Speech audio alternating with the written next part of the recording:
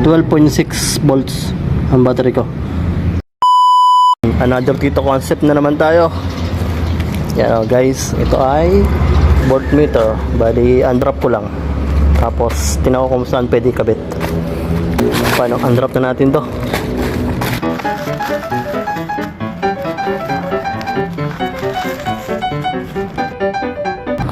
Ito na siya.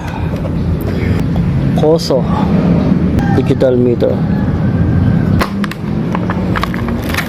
Bali ito, may kasama siyang dual sided tape. Tapos to, meron siyang bracket. Yun no, pwede yata dito.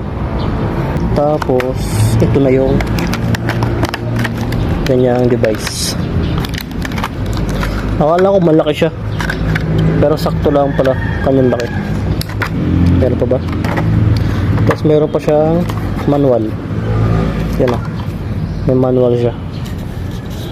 Bali dito na tayo sa item. Ito nga pala ang item. Maganda naman ito. Bagay na bagay talaga sa ating Tito concept. Yan. Akala ko talagang malaki siya, pero sakto lang talaga ang size niya. Yan o. Pwede siya siguro dito, para meron siyang daanan dito ng wire, or dito meron din naman daanan dito.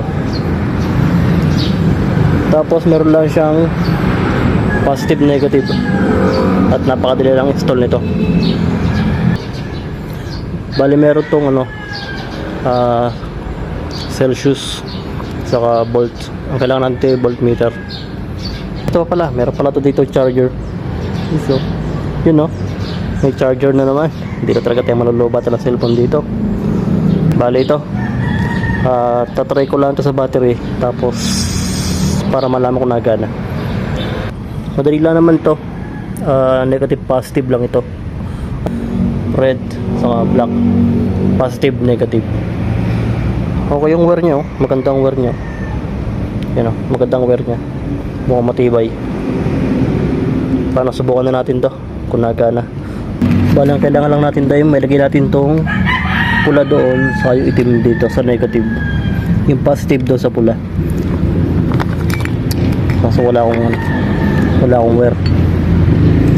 Ang mahalaga naman, matesting lang natin kung nagana. Yun, ito ba yan? Yun oh. Yan, bali yan.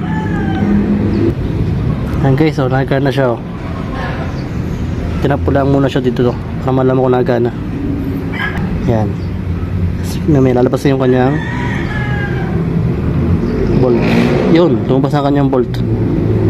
Ano, 12.6 volts ang battery ko. Bali yan guys, at least confirm na natin nagana na siya. Kaya install ko na lang to pag free time ako. Ano guys, hanggang dito na lang. More Tito concept vlog. Thank you.